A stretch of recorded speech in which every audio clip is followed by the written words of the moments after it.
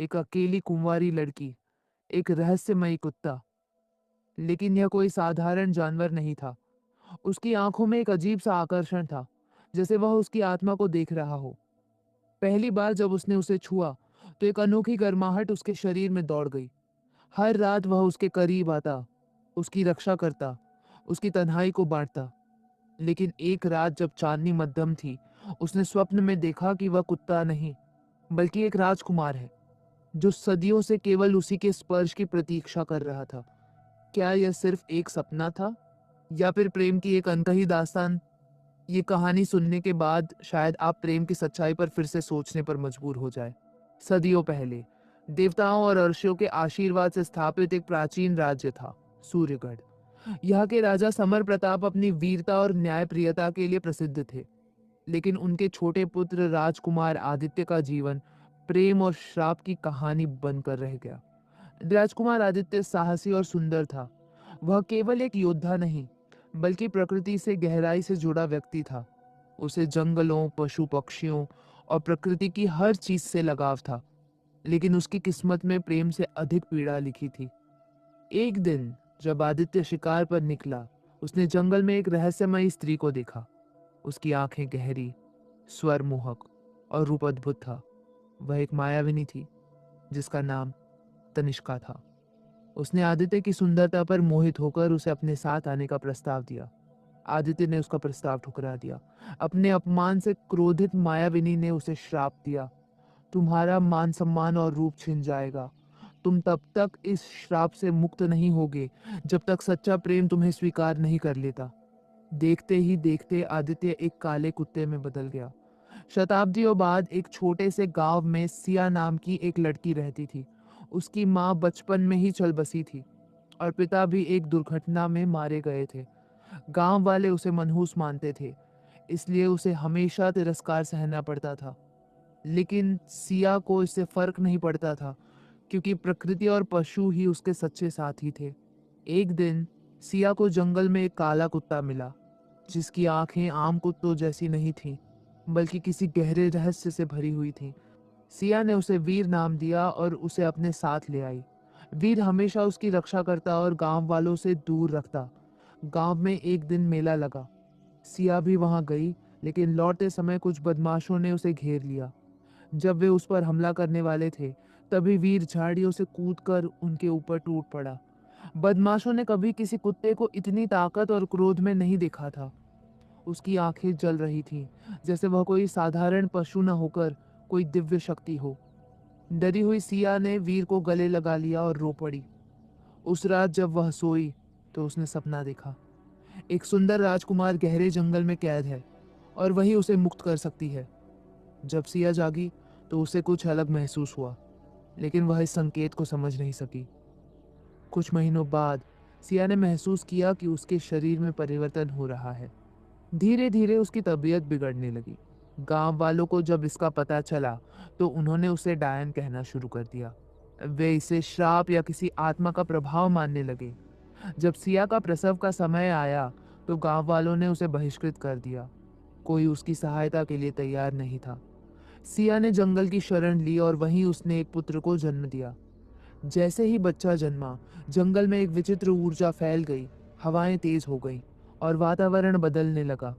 तभी वीर, जो अब तक एक कुत्ता था, पीड़ा में कराहने लगा। उसके शरीर में कंपन हुआ और देखते ही देखते वह एक सुंदर और शक्तिशाली योद्धा में बदल गया। उस युवक ने सिया को सब कुछ बताया। मैं राजकुमार आदित्य हूँ। सैकड़ों वर्ष पहले मुझे एक मायाविनी ने श्राप दिया था। केवल सच्चे प्रेम से ही यह श्राप टूट सकता था। जब तुमने मुझे अपनाया, मुझसे प्रेम किया और हमारा पुत्र जन्मा, तब मेरा श्राप समाप्त हो गया। सिया की आंखों में आंसू आ गए, परंतु आदित्य की आंखों में दर्द था। मेरा समय समाप्त हो रहा है। इस श्राप के टूटने के बाद मैं इस संसार में अधिक समय तक नहीं रह सकता, लेकिन हमारा पुत्र तुम्हारे साथ रहेगा। कुछ ही क्षणों में आदित्य का शरीर पत्थर की तरह कठोर हो गया और फिर वह हवा में विलीन हो गया। सिया ने आदित्य की निशानी को गले से लगा लिया। वह जानती थी कि अब उसका जीवन पूरी तरह बदल चुका है। गांव वालों को जब सच्चाई का पता चला, तो उन्होंने सिया से क्षमा मांगी, लेकिन सिया ने गांव में लौटने से मना कर दिया। वह अपने पुत्र के साथ जंगल में रहने लगी। कहा जाता है कि उसका बेटा आरव अद्भुत शक्तियों से संपन्न था। वह जानवरों से बात कर सकता था, हवा से संकेत ले सकता था और भविष्य को देख सकता था।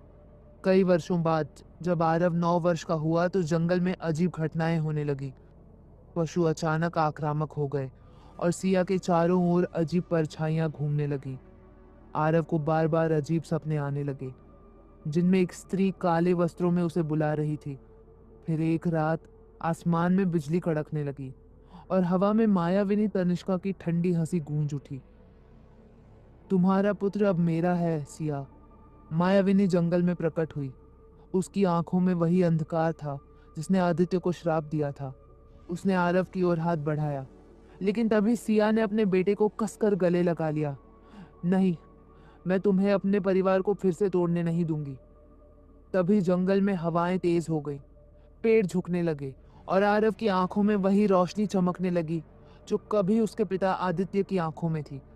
आरव ने हाथ उठाया और एक शक्तिशाली ऊर्जा मायाविनी की ओर बढ़ी। मायाविनी चीख उठी, यह असंभव है। एक बच्चे में इतनी शक्ति कैसे हो सकती है? लेकिन आरव कोई साधारण बालक नहीं था। वह अपने पिता की शक्ति और अपनी मां के प्रेम से जन्मा एक चमत्कारी योद्धा था।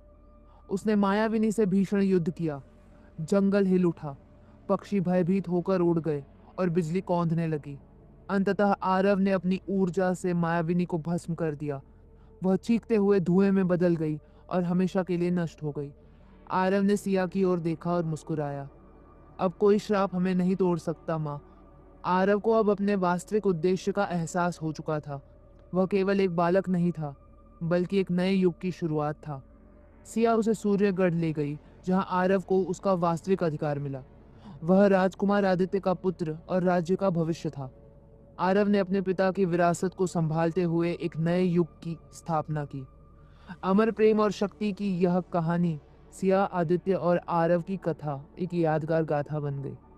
आज भी जब जंगल में तेज हवाएं चलती हैं तो लोग कहते हैं यह आरव की शक्ति और आदित्य के प्रेम का संकेत है।